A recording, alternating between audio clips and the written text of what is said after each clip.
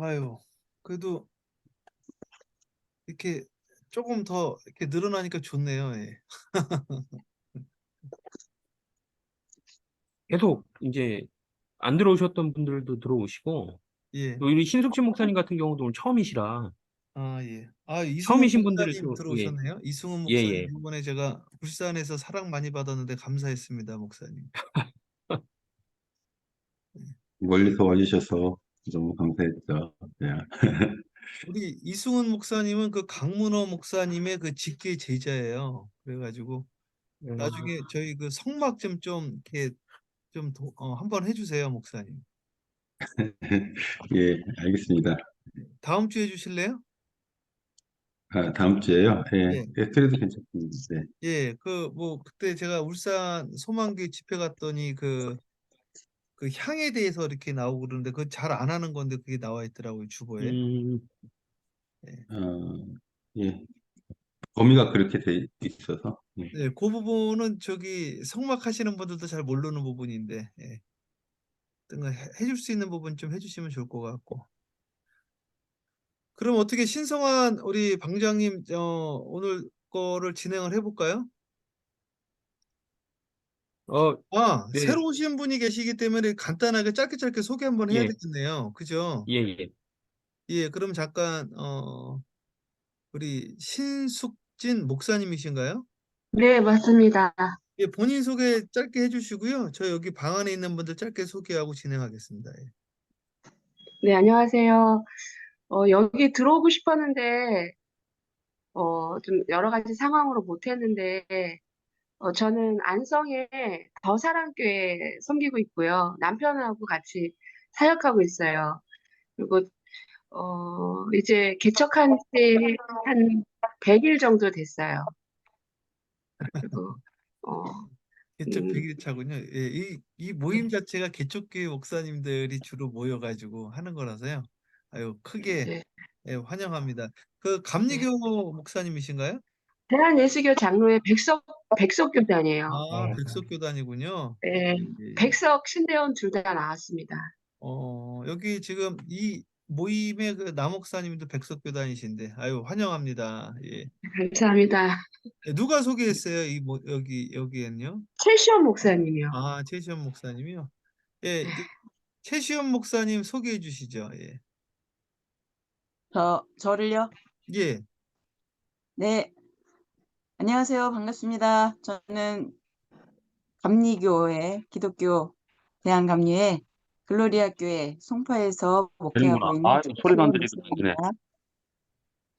예, 우리 최시현 목사님, 우리 처음부터 같이 지금 하고 있고요. 김명자 목사님 소개해 주시고요. 예. 네, 안녕하세요. 반갑습니다. 저는 감리 기독교죠. 그 강서지방이라는 곳에서 담임 목사를 하고 있습니다. 감사합니다. 네, 김명자 목사님, 강서지방이라고 그랬나요? 네. 예, 강서지방 감리교 목사님입니다. 임성근 네. 우리 선교사님 소개해 주세요. 예. 네, 안녕하세요. 지금 인도 몬바이에서 사역하고 있는 임성을 선교사고요. 저는 기독교 한국 침례 소속입니다. 감사합니다. 네, 우리 친례교 목사님이시고 인도 선교사님이십니다. 예. 우리 그 이승훈 목사님 소개 좀 해주시죠. 이승훈 목사님하고는 저하고 지금 30년 지기신데요. 예, 소개 좀 해주세요. 예, 저는 울산에서 목회하고 있고요. 소망감리교회를 섬기고 있습니다. 이승훈 목사입니다. 최승문 목사님하고 친구예요. 예, 오래된 친구입니다. 예, 예수전도단 출신이고요. 예, 감사합니다. 예. 우리 터키의 정재영 우리 선교사님, 저하고 워싱턴의 그 선교사대에서 뵀는데요. 또 소개해 주시면 감사하겠습니다. 예, 정재영 선교사님. 음소거 하셔야 됩니다, 선교사님. 언뮤트. 예. 예. 아유, 죄송합니다. 제가 이게 다루는 게 좀 늦어가지고서. 예, 터키의 정지영 선교사입니다. 저는 총신 목사고요. 예, 나온 지는 18년 됐습니다. 예, 우리 19년 됐구나. 예, 정지영 선교사님 이제 터키에서 지금 이제 터키가 튀르키예로 이름이 바뀌었잖아요. 튀르키예에서 지금 그래서 터키가 편하더라고요. 터키로 말하는 게. 예, 예. 거기서 지금 선교하시고 총신 측, 그러니까 장로교 합동 측이네요. 그 침례교 그리고 장로교 백석 측. 우리 이성계 목사님은 제가 이번에 그 장로교 외신 측에서 세미나 할 때 인사했는데 저희 모임에 같이 하고 싶다고 그래가지고 되게 쪼연하게 됐습니다. 이성계 목사님 소개해 주시죠. 네.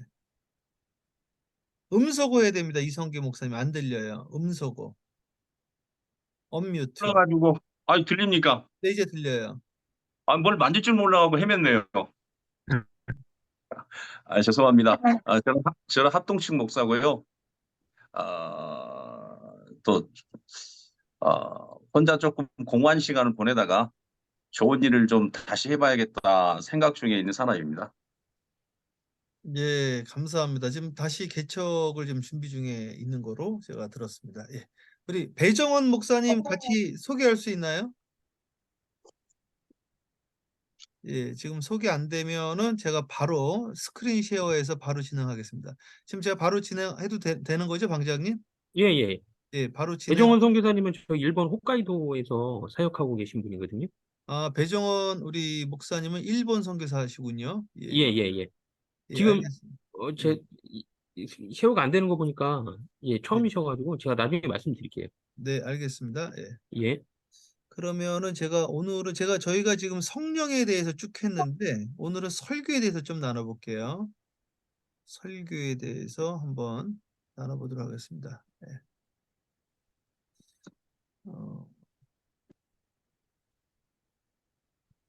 제가 설교 우리 세미나를 여러 번 우리 목사님들한테 해드렸는데요. 요거를 조금 해보겠습니다. 예. 설교를 어떤 식으로 해야 되는가? 제가 클레몬트에서 이제 설교로 박사학위를 했거든요.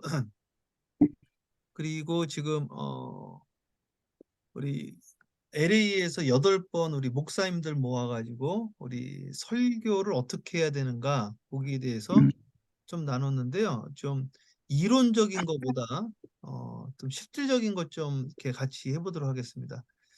저희가 지금 선교지에 있는 그 교회들이 다 자립들을 했어요. 그래서 우리 그 한인 목회도 우리 자립되어질 수 있다. 이런 취지로 우리 신성한 반장님이랑 같이 그런 취지로 시작하게 되어졌는데 그래서 일단 성령에 대해서 저희가 개론 좀 했고요. 오늘부터는 설교에 대해서 조금 나눠볼게요. 자, 이 설교자들이 이제 구약에 대해서 좀 먼저 해보겠습니다. 정장복 교수님이라는 분이 있잖아요. 정장복 교수님이 우리나라의 그 설교학 1인자인데 그분은 명설교자의 특징을 9가지로 뺐거든요. 그분이 뺀 거를 제가 동의해서 같이 그대로 가지고 갔습니다. 정장복 교수님이 명설교자의 특징 9가지를 이야기를 했는데 이 사람들은 긴박한 의식을 가지고 있다. 두 번째, 진리를 전달하고자 하는 열정이 있다. 막 긴급한 마음과 뜨거운 열정이 있는 거예요. 그리고 세 번째, 외로운 사명의 길을 걸어간 사람들이다. 좀 외롭지만 그 길을 꼿꼿이 걸어가는 사람들이라는 거예요. 네 번째는 지속적인 독서와 연구에 몸바친 사람들이다. 그래서 저는 이 모임에 오신 분들도 지금 조금이라도 더 우리가 성경에 대해서 성령에 대해서 좀 정보를 좀 더 이렇게 배우고 더 많은 지식들을 공유해야 되겠다라는 마음으로 오신 거잖아요. 그러니까 요 맥락에서 같은 맥락에서 볼 수 있다. 그리고 다섯 번째, 한결같이 불타는 전도의 역군들이었다. 그러니까 이 막 긴박한 의식도 있고 열정도 있고 외로운 길을 꿋꿋이 걸어가면서 지속적으로 연구하고 책을 읽고 그러면서 복음에 대한 열정, 전도하고자 하는 열정이 그들을 명설교자로 만들었다는 거죠. 그리고 자신의 연약함을 성령의 도움을 받아서 변화시켰다는 거예요. 내 힘으로 하는 게 아니라 기도하면서 성령의 도움을 계속 받았고 자연 속에 묻혀 하나님을 만나는 경우, 그러니까 자기만의 간증들이 있어요. 자기가 만난 그 하나님, 지금 한국을 또 그 세계를 움직였던 분들의 그 명설교자들은 자기만이 그 간증이 있다 이거죠. 죽음과 같은 위기의 순간에 신학이 성숙했다. 그러니까 전부 다 그 어려운 시간들을 이렇게 통과하게 되어지거든요. 그거를 이제 조셉 캠벨이라는 신화학자는 그 어둠의 터널을 지났다고 이야기를 해요. 어둠의 터널을, 죽음의 터널을. 그래서 그 시간들이 있다라는 거예요. 그리고 고도의 민감성을 지녀서요. 회중의 아픔을 이해해요. 공감 능력이거든요. 그래서 이분들이 지금 어떠한 마음으로 이거 힘들어하는가, 그거를 캐치해서 그거를 위로해 준다. 요 이야기를 했습니다. 명설교제의 특징을 정장복 교수, 우리나라 설교학의 1인자인 분이 정리한 거를 제가 한번 그대로 가지고 가봤어요. 설교라는 것은 무엇인가? 제가 일단 이론적으로 조금 한번 해볼게요. 설교라는 게요. 예배 중에 선포된 하나님 말씀을 말하는 거거든요. 그래서 칼 바르트가 하나님의 말씀은 세 가지다 이렇게 이야기를 했잖아요. 계시된 말씀, 계시된 말씀은 예수님을 말하는 거죠. 기록된 말씀, 성경을 말하는 거죠. 그리고 전 세계 교회를 통해서 선포되어지고 있는 선포되어지는 말씀, 그게 프리칭이거든요. 그래서 설교를 통해서 하나님의 말씀이 전달되어지고 현현되어진다. 그 이야기를 했습니다. 네. 근데 이제 설교를 할 때 제가 이제 성경 안에 설교들을 이렇게 보면 예수님부터 보면은 구약을 계속해서 인용하는 것을 볼 수가 있거든요. 그래서 설교를 할 때 구약을 인용하는 것도 중요하다. 이 이야기를 오늘 그 개론적으로 좀 나눠보고 싶어서 한번 해봤습니다.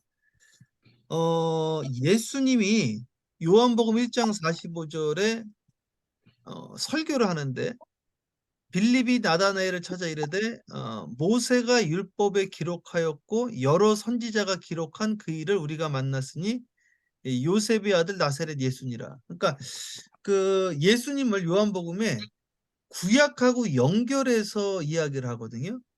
그래서 우리가 이제 구약을 기독론적으로 이야기를 해야 된다 이거죠. 그러니까 성경 안에서 우리가 자꾸 예수님을 찾아야 되는 거거든요. 성경 안에서. 그런데 그걸 좀 넘어서서 우리 삶 가운데서도 예수님의 역사심을 찾아야 된다. 그게 바로 설교요. 그것이 성육화되어지는 하나님의 말씀, 말씀이 육신이 되어지는 사건이다. 요한복음 5장 39절에 너희가 성경에서 영생을 얻는 줄 생각하고 성경을 연구하거든요. 이 당시의 성경은 구약을 말하는 거예요. 왜냐하면은 신약이 아직 형성이 안 돼 있기 때문에. 예? 그 나중에 그 아다나시우스, 그 알렉산드리아의 그 아다나시우스를 통해서 27권이 정경화되잖아요. 그러니까 한참 후란 말이에요. 그러니까 여기서 말하는 성경은 율법 그 구약 성경을 말하는 거거든요. 우리가 말하는. 이 성경이 곧 내게 대하여 증언한 것이라. 그 예수님 자신이 구약이 예수님 자기를 말하는 것이다. 그렇게 이야기를 했습니다. 그 다음. 엠마오로 내려가던 이제 두 제자가 있는데요. 여기 보면 누가복음 24장 13절에 예수님이 모세와 모든 선지자의 글로 시작하여 모든 성경에 쓴 바 자기에 관한 것을 자세히 설명했다. 그러니까 모세 오경을 말하는 거죠. 그리고 모든 선지자의 그 예언서를 말하는 거죠. 모든 성경이니까 성문서까지 말하는 거죠. 그 자기에 관해서 썼다고 이야기를 했잖아요. 그래서 우리가 창세기 1장부터 창세기 1장의 그 2절에는 하나님이 가라사대, 하나님이 말씀하셨다. 그 말씀이 요한복음 1장의 로고스라고 그러잖아요. 그러니까 거기 성자 하나님이 나오고 창세기 1장 3절에 하나님의 영, 성령이 나오잖아요. 그 하나님의 영이 수면에 운행했다. 그래서 창세기 1장부터 성자 하나님에 대한 기록을 계속 찾는 것이 우리 설교자의 일이다. 그리고 그 삶 속에서 우리 삶 가운데 성자 하나님의 나타나심을 또 증거해야 된다. 이제 그 이야기입니다. 그러면 어떤 현상이 일어나야 되는가? 그 32절에 보면 성경을 풀어주실 때 마음이 뜨겁지 아니하더냐. 그래서 에레미야서에 내 말이 불같지 아니하더냐 했던 것처럼 마음이 뜨거워져야 된다. 마음이 뜨거워지면 새 하늘과 새 땅이 열리게 되어지거든요. 그래서 그 에덴 동산이라는 말이 그 기쁨이라는 뜻이잖아요. 기쁨이라는 뜻인데 에덴 동산에서 쫓겨났기 때문에 기쁨을 잃어버린 거예요. 그래서 존 밀턴의 신라곤이라는 것은 기쁨을 잃어버렸다는 것이고 다시 에덴 동산을 찾게 되어지면 화영검을 지나가야 되잖아요. 그럼 죽는단 말이에요. 그래서 죽어야 된다 이거죠. 죽고자 하면 살리라. 그래서 다시 우리가 말씀으로, 불같은 말씀으로 좌우의 날성검으로 죽으면 새하늘과 새 땅, 기쁨 동산으로 에덴 동산이 다시 회복되어진다. 그래서 예수님이 죽고자 하면 산다는 말이 그 말이다. 예. 예, 그다음 한번 볼게요. 성경 해석 방법이 있는데요. 여기 보면 엑세게시스라고, 이게 밖으로 끄집어내는 거, 이게 주석하다거든요. 에이스게시스, 안으로 집어넣는 거예요. 그래서 말씀을 우리 바깥으로 끄집어내고 내 삶을 말씀 안으로 집어넣는 거예요. 이게 성경 해석이거든요. 그래서 이제 사도 바울이 그 데살로니가에서 새 안식일 동안, 그러니까 3주 있었던 거죠. 성경을 가지고 해석을 하는데 뜻을 풀어주는 거예요. 근데 예수가 곧 그리스도다. 예수님에 대한 이야기를 하는 거죠. 근데 예수님을 찾아주는 거예요. 못 찾던 예수를 찾아주는 거죠. 그리고 그 예수가 나중에 교회가 되어지는 거예요. 왜냐하면 교회는 주님의 몸이 되어지는 거니까. 근데 그 교회가 바로 부르심을 받은 자들의 그 모임이 되어지거든요. 그래서 예수라는 것은 교회의 모습으로 다시 재현되어지게 돼요. 자, 한국 교회와 이제 구약 성경 좀 나눠볼게요. 이게 교회사에 보면 김영선이라는 분이 이제 쓴 건데, 한국 교회의 세 가지 특징이 있는데, 순교자의 피로 개척된 교회고, 성교 이전에 이미 교회가 창설되어졌어요. 성경에 기초한 교회였습니다.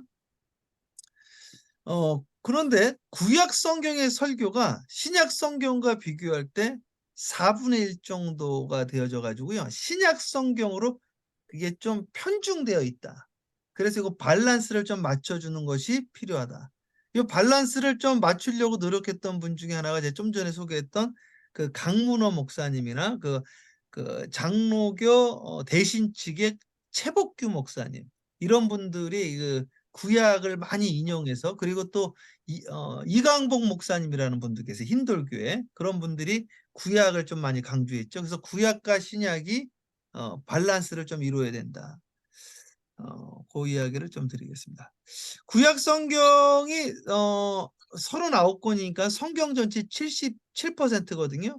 근데 성경에서 설교문들이 나와요. 그러니까 모세 설교문, 뭐 예수님 설교문, 스데반 집사 설교문, 베드로 설교문 막 나오는데, 신약 성경에 나와 있는 설교문들을 빼보면 항상 구약을 인용을 해서 설교를 해요. 그러니까 여기 로마서에도 보면 사도로 부르심을 받아 하나님의 복음을 위하여 택정함, 그 하나님이 선지자들로 말미암아 그의 아들에 관하여 성경에 미리 약속하신 것을 입었으니 이 복음은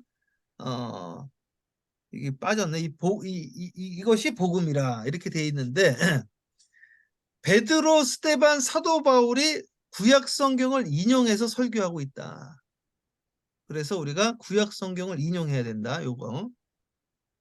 베드로 설교 볼게요. 사도행전 2장 22절에서 30절에 이게 베드로 설교인데요. 베드로 설교가 요엘서 2장 28절에서 32절, 시편 16편 110편을 인용해서 설교를 하고 있거든요. 그래서 우리가 설교할 때 구약을 인용해서 설교를 하고 있다. 그러면서 요엘서와 시편에 나와 있는 그 내용이 예수님이라는 걸 이야기를 해요. 그래서 밭에 숨긴 보화라는 거는 사실은 그게 예수님을 말하는 거고요. 그 보화를 찾으면 내 재산을 다 판다는 것은 그 예수님을 말하면서 교회를 또 말하는 거예요. 그래서 그 교회가 곧 예수님의 현현이기 때문에, 재현이기 때문에, 그래서 그 교회를 위해서 내 목숨도 바칠 수 있다. 그것이 부르심을 받은 자들의 모임이다. 그 이야기를 하는 겁니다. 그래서 그걸 찾아주는 거예요. 성경 안에 있는 예수님, 성경 안에 있는 교회 공동체, 그리고 우리 삶 가운데 역사하시는 예수님을 찾아주는 것이 설교다. 스데반 집사님의 설교를 보면요. 스데반 집사님이 설교를 하는데 사도행전 7장부터 나오잖아요. 그러면 구약을 근거로서 이야기하면서요. 사도행전 7장에 광야 교회라는 말을 써요. 광야 40년 동안 광야 교회에서 여러분들이 하나님께 예배 드린 적이 있습니까? 하나님이 받은 적이 없다라는 거죠. 그 이야기 하거든요. 그러면서 광야 40년을 광야 교회로 해석을 합니다. 그러니까 그것도 이제 예수님의 현현이 되어지는 거예요. 이게. 자, 바울의 첫 설교 한번 볼게요. 바울의 첫 설교 보면은 그 사도행전 13장에 사도 바울이 이번에 아까 지금 베드로고 출애굽에서 다윗왕까지를 설교를 하고 있고요. 10편, 2편, 7편, 16편, 10절을 이사야 55편 3절을 통해서요. 예수님을 설교를 하고 있어요. 10편, 2편이 예수님에 대한 이야기예요. 너는 내 아들이라. 그것도 다 예수님에 대한 이야기지 우리에 대한 이야기가 아니에요, 사실은요. 그래서 구약을 기독론적으로 설교하고 있고 이것을 찾아내는 것이 설교자가 해야 될 일이다, 이 이야기죠. 네, 구약 성경에 같이 구약 성경을 이제 그 타나크라고 하거든요. 구약 성경이 그 배정원 선교사님 들어오셨네요. 일본에서요. 감사합니다. 토라가 율법서고요. 느비님이 예언서고 케투빔이 성문서인데 이거 세 글자를 합쳐서 그 이스라엘 사람들은 그걸 구약이라고 하지 않아요. 왜냐하면 그게 옛날 언약이 되어지니까. 자기네들은 옛날 언약이라고 생각하지 않죠. 그래서 이거를 타나크라고 합니다. 타나. 그게 구약 성경이에요.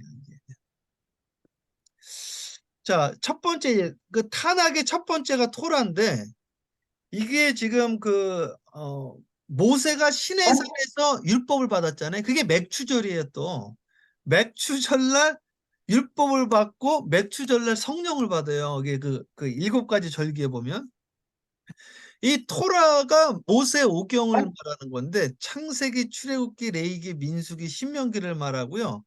그리고 이것을 이제 구전으로 전승된 교훈이 있어요. 이거 토라를 해석한 것. 그걸 이제 미시나 탈무드라고 이야기를 합니다. 자, 토라의 그 율법에 보면은 이제 그 히브리어로는 토라라고 그러고요. 그리스어로는 노머스라고 하고요. 어원은 야라예요, 야라. 야라가 뭐냐면은 화살을 쏘다 이거든요. 가르치다. 근데 신약 성경에서 쟤는 화살에서 비껴난 걸 쟤라고 이야기를 해요. 그러니까 말씀에서 어긋난 것을 쟤라고 이야기를 하는 거죠. 근데 재미있는 것은 사무엘상 20장에 요나단이 화살로 다윗의 갈 길을 알려주거든요. 이게 말씀으로 우리의 길을 가르쳐 주는 것을 예표하기도 합니다. 자, 율법이 613가지가 있다고 이걸 밝혀냈어요. 누가 밝힌 마이모니데스라는 사람이. 율법이 613가지거든요. 그런데 부정적인 명령이 365가지고요. 긍정적인 명령 248가지. 무슨 말이냐면 하지 말아라, 살인하지 말아라, 도둑질하지 말아라, 뭐 이렇게 하지 말아라 있잖아요. 그게 365가지. 그래서 365일 동안 단 하루라도 하나님이 하지 말라는 건 하지 말라는 뜻이 되어지고 248가지는 하라는 거예요. 사랑해라, 안식일을 지켜라, 이렇게 하라는 거 있잖아요. 항상 기뻐해라. 요걸 다시 보면 248가지인데 이게 우리 사람의 뼈마디 수와 같다라는 거죠. 뼈에 사무치도록 하라는 것은 하라는 거예요. 이게 그게 참 신기하죠. 이 말씀이. 이걸 마이모니데스가 정리했고요. 그 모세 오경에 대해서 제가 좀 정리했고, 이 오경은 십계명, 계약법전, 성결법정, 신명기법전이 있고, 예, 율법의 특징, 율법의 세 구분, 시민법, 도덕법, 제의법이 있고, 율법의 해석에 대해서 제가 조금 정리를 했는데, 그래서 율법은 무엇이냐면 사명의 법입니다. 율법을 우리에게 왜 주셨는가? 율법이 두 번째 보면 이 율법은 구원을 우리에게 담보하진 않아요. 율법이. 그런데 율법은 우리로 하여금 사명을 주시는 거예요. 그러니까 제사장 나라가 되게 합니다. 예? 그래서 율법을 주신 이유가 출애굽기 19장 5절에서 6절에 있는데 세계가 다 내게 속하였나니 너희가 내 말을 잘 듣고 내 언약을 지키면 너희가 모든 민족 중에서 내 소유가 되고 너희는 내게 대하여 제사장 나라가 되고 거룩한 백성이 되리라.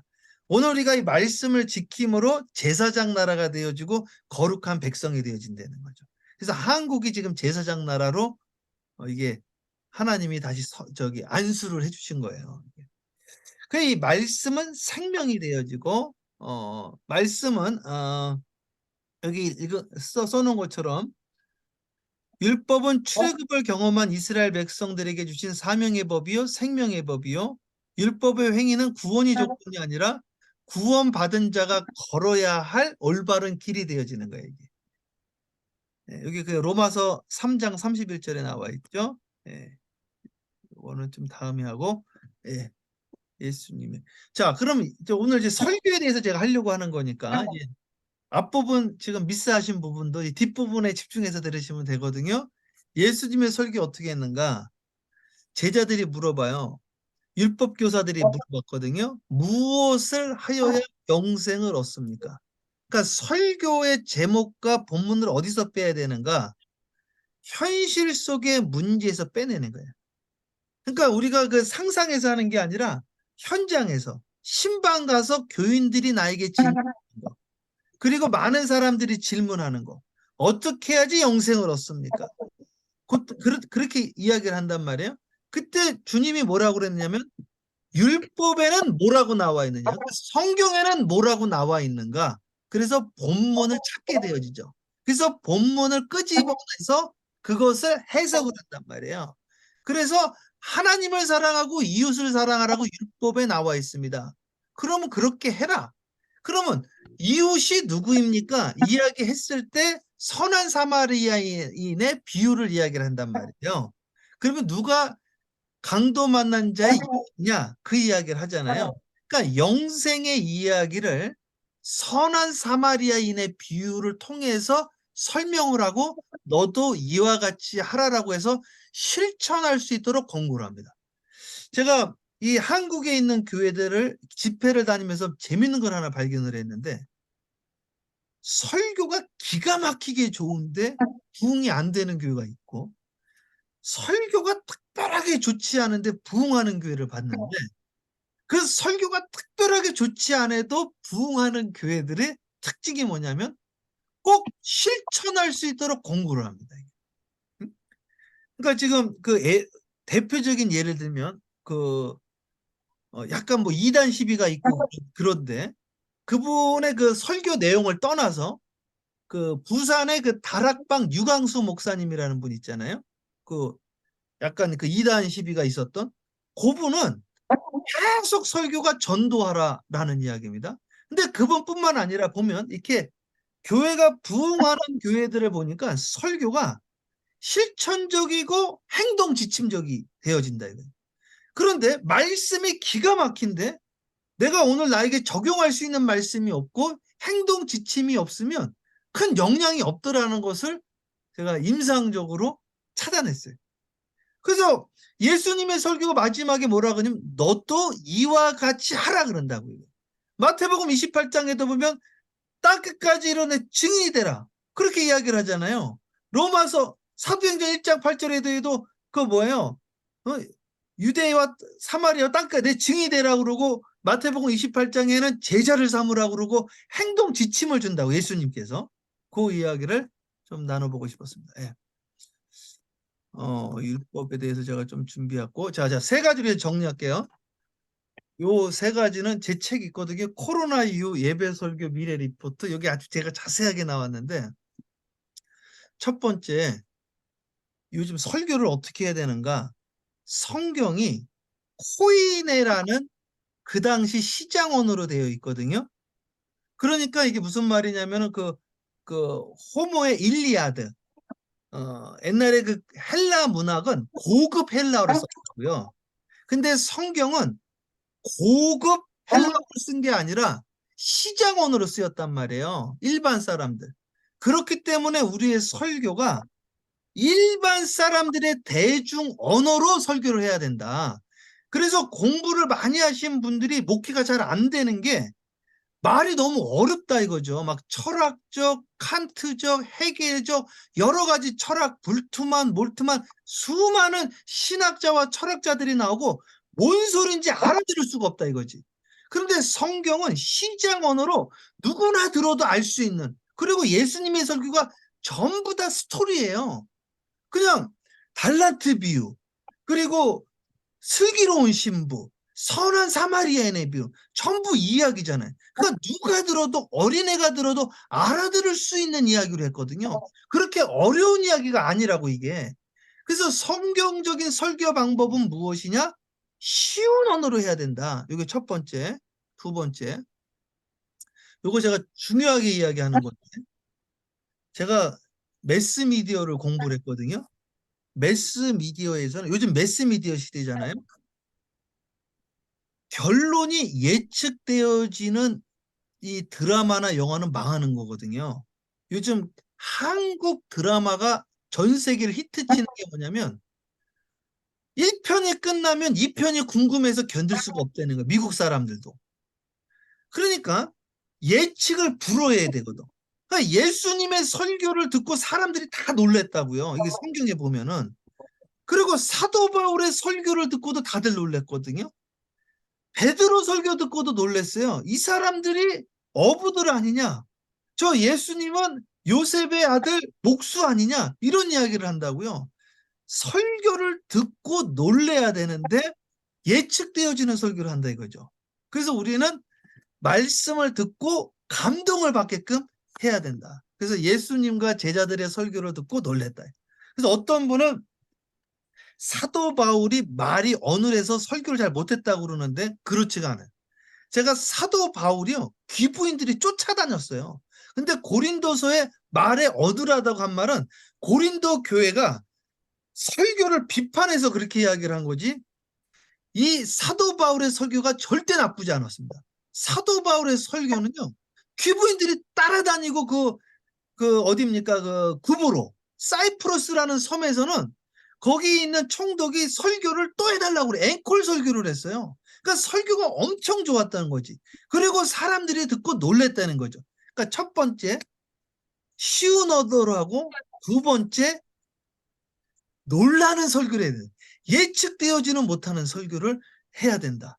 이 말씀을 듣고 놀래야 된다. 그렇다고 한다면 우리가 먼저 놀래야죠, 이게. 설교자가 듣고, 야, 이런 말씀이었구나. 그러니까 정장복 교수가 이야기했던 것처럼 끊임없는 독서와 연구와 기도를 통해서 이 말씀에 대한 깨달음이 있어야 된다는 거죠. 그 열정이 전이가 돼야 된다는 거죠. 마지막으로, 이거 되게 중요한 건데, 요즘은요, 원고를 읽으면 사람들이 시선이 흐트러지게 돼 있어요. 그래서 원고 설교를 최대한 하지 말아야 됩니다. 아이 컨택을 해야 돼요. 왜냐하면 미디어 시대이기 때문에. 그리고 예언서를 보면 전부 다 뭐라고 나와 있냐면 God said, 하나님이 말씀하셨습니다. 이렇게 나와 있거든요. 그러니까 저희 교회의 그 김영헌 감독님이라고 한국의 은평감리교회의 담임이셨다가 지금 은퇴하셨거든요. 서울연의 감독이었던 감리교 감독님이 와서 부흥회를 했는데 그분이 그러시더라고요. 미국에 5,000명 이상 되어지는 교회에 목사님들 설교를 뽑았는데 공통점이 나온 거예요. 미국에 설교가요, 평균 15분이거든요. 근데 5,000명 넘는 교회 목사님들은 전부 다 30분 이상 하더라 이거지. 일단 설교를 30분 이상. 두 번째, 설교를 어떻게 하냐면 저는 이렇게 생각합니다. 이렇게 안 하고 성경책 하나 딱 들어요. 그리고 왔다 갔다 하면서 뭐라고 그러냐면 God said, 이렇게 말해요. 하나님이 말씀하셨습니다. 이거는 자기 확신을 가지고 말하는 거예요. 심지어는 하용조 목사님 설교 제가 많이 들었었거든요. 하용조 목사님도 그렇게 이야기하더라고. 옥하는 목사님도. 제가 기도하는 가운데 하나님이 저에게 이야기하셨습니다. 그러니까 얼마나 거기에 권위가 있냐 이거죠. 그래서 그 데살로니가 교회에 사람들에게 편지할 때 뭐라고 그러냐, 사도 바울이 데살로니가 교인들이요, 너희가 나의 말을 받을 때 사람의 말로 받지 아니하고 하나님의 말로 받으니 그러면 안 됩니다. 이렇게 말하지 않고 하나님의 말로 받으니 참으로 그러하도다. 믿는 자에게 역사하는 힘이 큼이니라. 그래서 반드시 오늘 내가 하는 말씀이, 저는 여러분들 하나님이 사랑하라고 그러는 것 같습니다. 제 생각에는 사랑해야 될 것 같습니다. 이렇게 이야기하면 안 되고, 오늘 제가 어저께 기도하는 가운데 하나님이 나에게 말씀하셨습니다. 여러분, 사랑해야 됩니다. 하나님이 사랑하라고 하십니다. 하나님이 저에게 사랑하라는 음성을 정확하게 들려주셨습니다. 이게 예언자들이 한 말이거든요. 그렇게 해야 된다는 거죠. 그래서 그 부분을 오늘 나누면서 오늘 준비한 거 마치겠습니다. 그리고 성서 해석은 기독론적으로 해야 되고 구약 말씀을 가져와서 하고 그 말씀이 오늘 예수님을 찾아서 전달해야 되고 내 삶 가운데서도 예수님을 찾아서 전달해야 되고 쉬운 언어로 해야 되고 그리고 두 번째 제가 뭐라고 그랬죠? 쉬운 언어로 하고 사람들이 듣고 놀래야 되고 그리고 하나님의 말씀을 전달하는 대언자로 해야 된다. 내 이야기가 아니라 주님이 말씀하셨습니다. 이렇게 해서 여기까지 정리하고 질문이 있으시면 질문 받고 제가 대답하겠습니다. 제가 지금 방금 말한 이 부분은 제가 성경의 근거를 수없이 갖다 드릴 수 있습니다. 그리고 제가 미디어 전공자예요. 그래서 제가 하와이에 우리 아나운서들 그 교육도 하고 그랬거든요. 그래서 요 부분은 제가 좀 자신 있게 말할 수 있다. 그렇게 하면서 이거 정리하겠습니다. 예. 여기까지 하고 느낀 것들이나 질문할 거 이렇게 한번 돌아가면서 나누고 정리하도록 하겠습니다. 예. 예, 누구부터 할까요? 예. 그래서 저는 이 비전교회 모임이니까 우리가 이제 비전교회에서 이 비전교회라는 게 지금 우리 개척교회를 말하는 거였잖아요. 근데 진짜 비전 있는 교회로 그리고 자립교회로 부흥하는 교회로 전부 다 부흥하는 교회로 가자고 이렇게 지금 이 취지가 되어졌는데 이것이 좀 도움이 되어졌으면 좋겠습니다. 우리 김명자 목사님부터 한번 나눠볼까요? 예, 저는 제가 설교하면서 참 미비한 점을 많이 발견했습니다. 첫 번째, 목사님께서 말씀해 주신 구약 인용이 좀 부진했고, 또 실천적이고 행동적인 지침을 예시하지 않았다는 것, 그냥 내가 만족하고 내가 좋으면 되는 식으로 설교하지 않았나 싶었고요. 또 성경적 그 설교 방법에서 쉬운 설교, 쉬운 언어를 사용하라고 했는데, 이거는 쉬운 언어보다 계속 헬라어를 예시를 해가면서 이렇게 했던 것이 안 해야겠다는 생각을 했고요. 또 놀라운 일이 있어야 된다는 것, 그리고 또 하나님의 말씀을 이렇게 대언하는 자신으로 갓세 하나님이 말씀하십니다. 이렇게 강하게 이렇게 선포해야 된다는 것을 알게 됐고, 이거를 내가 실질적으로 적용해야겠다고 이렇게 결론을 저는 내렸습니다. 감사합니다. 그 성경에 보면 저기 이사야, 에레미야, 에스겔 다 그래요. 하나님이 말씀하셨습니다. 요 다 그러잖아요. 그러니까 그렇게 해야 된다. 아유 감사합니다. 우리 최시연 목사님. 네, 예.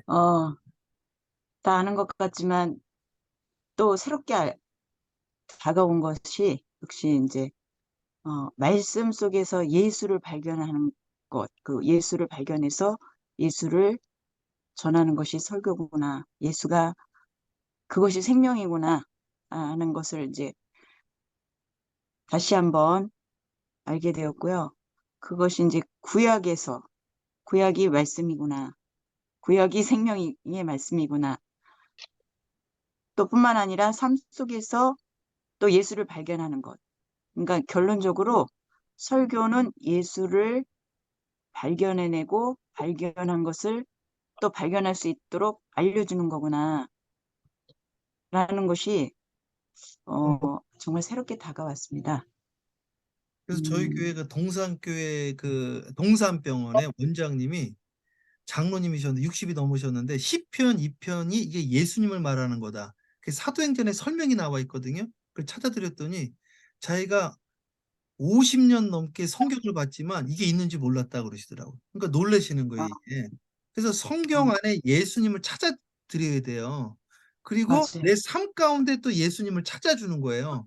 그래서 그 행동 지침을 줘야 된다니까요. 그러면은 역사가 그분이 나의 제자가 되어주고 역사가 일어나죠. 감사합니다. 우리 이성계 목사님 또 한번 뵀는데 오늘 참 감사했습니다. 제가 20년 동안 설교를 했는데 항상 제 마음속에 소신이 있었다면 설교는 선포다. 그 소신 하나로 내가 설교를 해왔었는데 신구약 성경의 모든 설교가 예수 얘기를 해야 된다. 굉장히 저한테는 감동이었습니다. 예. 그것이 아마 앞으로도 평생 해야 할 일이 아닐까라는 생각을 또 다짐하는 또 귀한 시간이 됐네요. 아주 훌륭했습니다. 저한테는 감동이었고요. 아유, 감사합니다. 예. 그걸 제가 찾는 샘플들을 몇 개를 이제 보여드릴게요, 앞으로요. 그걸 어떻게 찾는지. 찾으면, 막, 요번에 막 총회장님 놀라시더라고. 총회장님이 거기. 야, 이게 자기도, 예. 그래서 그런 그러니까요. 거, 예, 우리가 성경 해석학을 하는데 예. 구약 속에서 예수님을 찾아내는 것이 굉장히 중요한 내용인데 상당히 그것이 또 애로점이 있기도 하거든요. 성경 해석학을 하면서 굉장히 그래서 목사님 말씀 들으니까 이런 것도 좀 있나? 굉장히 궁금증이 갑니다. 이거 실은 예, 어떻게 목사님은 그런 부분들을 쉽게 찾아낼까? 예. 네, 한번 기회를 주시면 감사하겠습니다. 이거는 예, 배워서 하는 게 아니라서 알겠습니다. 예. 일본에 우리 배정원 목사님 좀 뒤늦게 들어오셨는데 좀 나눠주실 수 있나요? 예. 네, 반갑습니다. 예. 들리는가요? 예, 예, 예, 목사님. 예. 예, 처음 들어가가지고 오늘 여러 가지 참 말씀을 잘 들었습니다. 특별히 이제 우리가 설교라는 게 하나님의 예수님에 대해서 증거한다는 것, 이제 그걸 상당히 중요한 것 같아요. 제가 지금까지 주로 이제 도덕적인 그런 설교를 많이 해왔는데 예수 그리스도를 직접 증거하기보다는, 그래서 오늘 그 이야기를 듣고 역시 약발이 예수님을 이렇게 증거하는 그런 설교를 많이 해야 되고, 그리고 설교를 좀 쉽게 쉬운 언어로 초등학생도 이해가 가능한 그런 언어로 해야 된다는 거. 그리고 또 그런 점이 상당히 중요한 거죠. 그리고 이제 중요한 거는 뭐냐면 원고를 설교를 설교할 때 원고를 안 보고 있는 아이 콘택트가 진짜 중요한 것 같아요. 그래서 되었으면 이제 설교를 준비를 하되 원고를 안 보고 자신 있게 청중을 눈을 맞추어 가지고 설교한다는 것도 상당히 중요하다. 그래서 오늘 아주 핵심적인 그런 이야기들을 너무 많이 해주셔서 정말 감사합니다. 예, 감사합니다. 예수님은 원고 보고 하지 않았죠. 하늘에 나는 새를 봐라, 들에 바라. 맞아요. 그랬으니까요. 예, 예. 아유, 감사합니다. 우리 터키의 정재영 선교사님. 예. 예, 저도 오늘 이제 말씀을 들으면서 내가 빠진 게 뭐가 있구나 이거를 이제 깨닫게 됐는데, 저는 이제 주로 저도 원고 없이 설교를 하거든요. 성령의 그 기름 부으심을 많이 구하고 평소에 이제 기도하고 책 보고 말씀 보고 이제 묵상한 것들을 많이 나누고, 그 다음에 이제 실전적인 실체적인 그런 부분들에 대해서 많이 했었는데, 제가 빠진 게 이 구약을 많이 인용을 안 했구나 이 생각이 딱 들었어요. 그래서 오늘 또 다시 한번 또 새롭게 배우는 시간을 가졌습니다. 감사합니다, 목사님. 아유, 터키의 우리 선교사님 너무나 감사합니다. 예, 구약의 예수님을 우리가 찾는 걸 이제 계속해야 되거든요.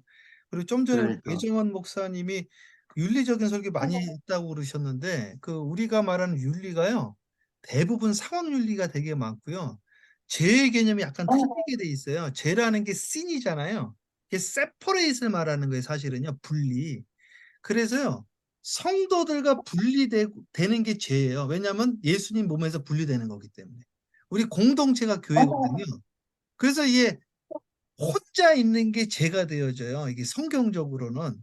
그래서 우리가 자꾸 윤리적인 설교를 하면 그게 상황 윤리가 되어지거든요. 그게 시대 따라 달라지는 개념이 되어지기 때문에 우리 예수 설교를 해야 되거든요. 그걸 좀 다음에 또 한번 나눠보도록 하겠습니다. 예. 지금 안 나누신 분이 이승원 목사님, 예, 이랑 몇 분 있죠. 이승원 목사님 나눠줄 수 있나요? 예. 예, 그 성경 안에서 이제 예수님을 발견한 것과 또 삶 속에서 예수님의 그 행하신 일들을 발견해서 이제 그 사람 안에 일어난 그 사람을 안에 일어난 일들을 발견해서 설교를 한다는 말이 많이 감동이 되어진 부분이고요. 그리고 지난번에도 오셔서 그 사람들 얼굴 보고 원고 없이 설교해야 된다는 얘기를 3년 전인가 그때 목사님 해주셨는데 아직도 원고에서 못 떠나겠더라고요. 이게 어렵더라고요. 준비를 좀 더 많이 해야겠다. 설교 준비. 그리고 내가 먼저 놀라는 설교를 해야 된다는 얘기를 했는데 그 설교 준비하다 보면은 내가 놀라지 않는 부분이 더 많죠. 놀라는 것보다. 근데 뻔한 설교, 예측할 수 있는 설교를 좀 많이 했던 것 같아요. 그래서 많이 도움이 되는 것 같습니다. 예, 책을 좀 많이 읽고 노력을 좀 많이 하겠다는 생각을 했습니다. 예. 예, 감사합니다. 우리 이승호 목사님, 저 강문호 목사님의 또 제자니까 강문호 목사님이 구약에 아주 정통하신 분이잖아요. 거기에서 예수님을 찾는 사람들이 듣고 놀랜다고요, 그분도. 예. 아유, 감사합니다. 예, 지금 우리 임성근 목사님 아세요?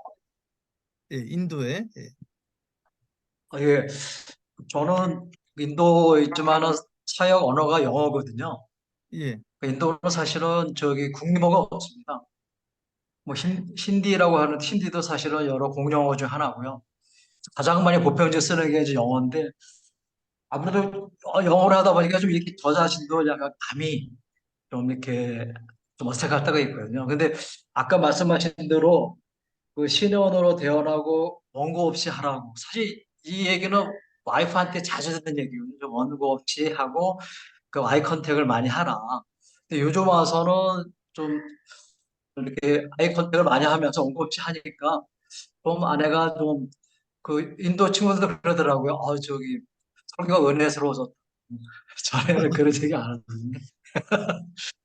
그리고 말씀 가운데 그 저게 되게 이 놀라운 설교를 하고 예수님의 그런 모습을 우리 구약에서 찾기 위해서 정말 끊임없이 독수하고 연구해야 된다는 것이 오늘 도전이 됩니다. 감사합니다. 아유, 감사합니다. 예. 그러면 지금 저기 방장님 빼고 다 나눴나요? 신숙 네. 목사님 나눴나요? 언뮤트 해야 돼요, 언뮤트. 질문이 있는데 가능하나요? 예, 그럼요. 예, 제가 하나 예, 질문할 게 있는데요. 다른 게 아니라 학자시니까 내가 물어볼게요. 예, 어, 제가 31의 목사가 됐어요. 예, 31의 목사가 돼서 쭉 설교를 했는데, 이제는 제가 어느 날 이제 듣는 자의 입장에서 들어봤어요. 예, 쭉. 근데 설교하신 분들이 예수의 피에 대한 증거를 안 해요. 예, 그래서 이상하다. 설교가 예수님 얘기, 예수의 피에 대한 얘기를 해야 되는데 왜 요즘 설교가 그 피에 대한 얘기, 예수님에 대한 얘기를 안 할까? 뭐 정치적인 얘기, 윤리적인 얘기, 예, 전혀 성경에서 그냥 안 해도 될 얘기들? 네. 굉장히 중요한 포인트가 예수님이고 예수님의 피해 준 건데 왜 그거는 안 하고 이런 얘기들을 할까? 굉장히 듣는 자 입장에서 계속 여기 들어보거든, 제 입장에서는요. 예. 왜 이렇게 변했나 싶어갖고 제가 한번 여쭤보고 싶습니다. 그래서요, 지금 똑같은 이야기를 미국의 폴 워셔 목사님이라고 있거든요.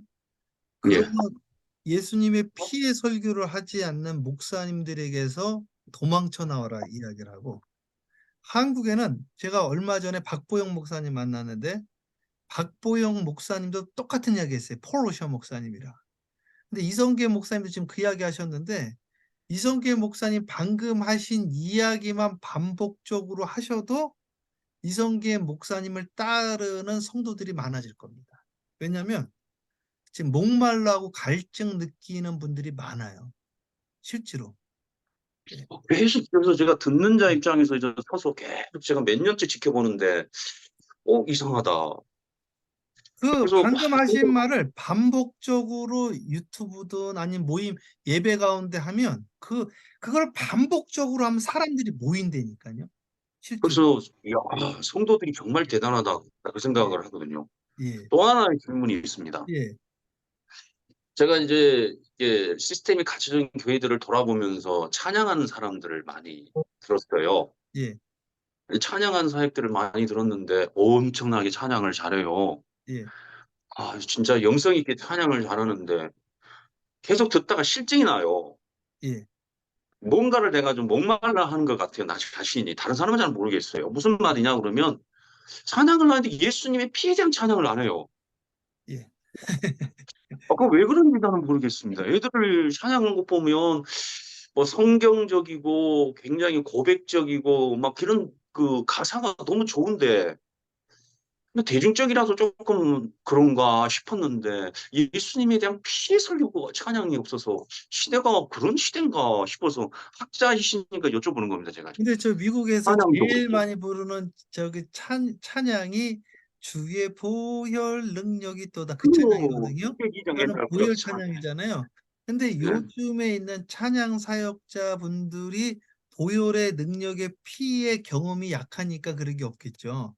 그러니까 그 이야기도 반복적으로 그래서 갈증 느끼는 분들이 많아요. 실제로. 네. 그래서 그 찬양이 성도들이 다 같은 찬양이 아니죠. 예, 영감 있는 찬양이 있고 능력 있는 찬양이 있죠. 예. 그래서 성도들이 참 위대하다 생각을 제가 그 성도 자리에 앉아 설교를 들으며 찬양을 하면서 느낀 게 그거거든요. 와, 대한민국 성도들 대단하다. 예, 이성계 목사님 저기 개척의 그 인천에 큰 역사가 일어나겠네요. 예.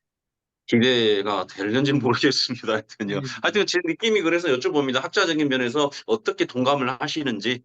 예. 감사합니다. 학자적인 걸 떠나서 그 목회 임상적으로 그렇게 하는 분들에게 지금 역사들이 나타나고 있습니다. 예. 그리고 지금 그 많이 죽은 거예요, 사실은요. 예. 예. 그러면은 지금 신숙진 목사님 했나요? 하셔야 돼요. 예, 그럼 이야기를 하세요. 언뮤트 하시고 음소거. 예, 저도 저 왜 이제 들어왔느냐 할 정도로 너무나 은혜 받았습니다. 너무 좋았고요. 다 지금 제가 얘기하셔가지고 제가 은혜 받은 거 다 똑같이 은혜 받았는데 마지막 그러니까 실천할 수 있도록 잘 씹어서 이렇게 권고하라는 부분 그 부분이 굉장히 은혜가 됐습니다. 네, 감사합니다. 우리 마지막으로 방장님 정리해 주시죠, 오늘. 예. 이제 우리 성령 이제까지 했는데 네. 오늘 이제 좀 실천적으로 우리 다 목사님들이시니까 이 비전교회 중심이니까 이 설교에 실질적으로 도움이 돼.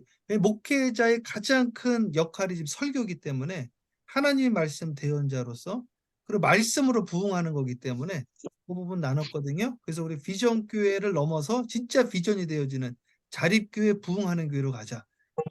그렇게 했는데 정리해 주시고 마무리하면 될 것 같습니다. 네. 네. 결국에는 선포된 하나님의 말씀을 전하는 게 우리 목회자들의 사명이고 또 선교지에서도 말씀을 전해야 되는 그런 미션을 수행을 해야 되는 게 당연한 부분인데요.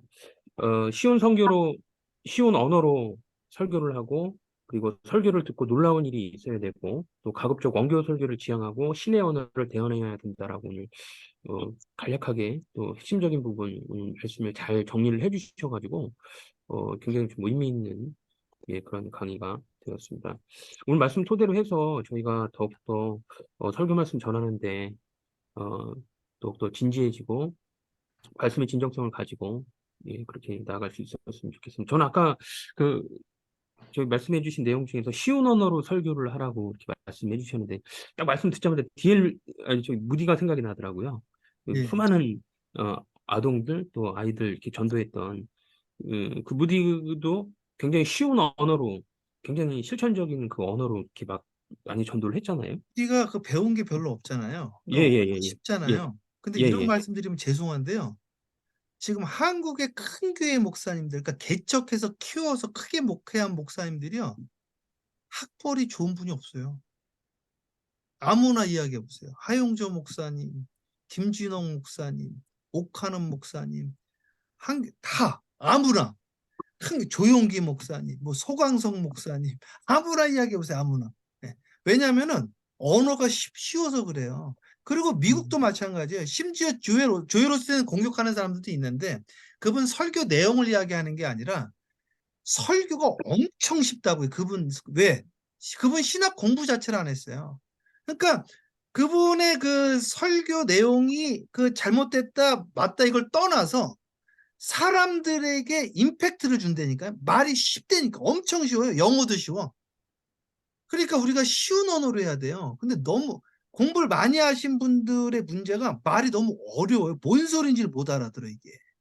그렇게 하면 안 되지. 예수님 얼마나 쉽게 다 이야기인데요. 뭐 하늘에 나는 새를 보라고 그러고 드레핀 백합화 보라고 그러고 5달란트, 2달란트, 1달란트 얼마나 쉬워 이게. 슬기로운 신부 다 쉬운 이야기로만 하는데 쉽게 해야 된다. 그리고 원고 없는 설교를 하는 방법이 그 단계가 있는데 제가 그 비법을 제가 한 몇 주 내로 제가 알려드리겠습니다. 아주 쉬운 방법이 있어요. 원고만 없어도 아이 컨택만 해도 집중도가 확 올라가요. 그럼 사람들이 확 올라온다니까요. 예. 예, 그 정도 이렇게 정리하겠습니다. 네, 오늘 또 좋은 말씀 해주셔서 너무 감사드리고요. 예. 계속해서 이 시간이 이어질 수 있었으면 좋겠습니다. 저기 한국은요, 예. 다음 주 목요일부터 이제 추석 시즌입니다. 아, 그렇군요. 예, 예. 예, 예. 그럼 어떻게 다음 주 할 그래서 수 있나요?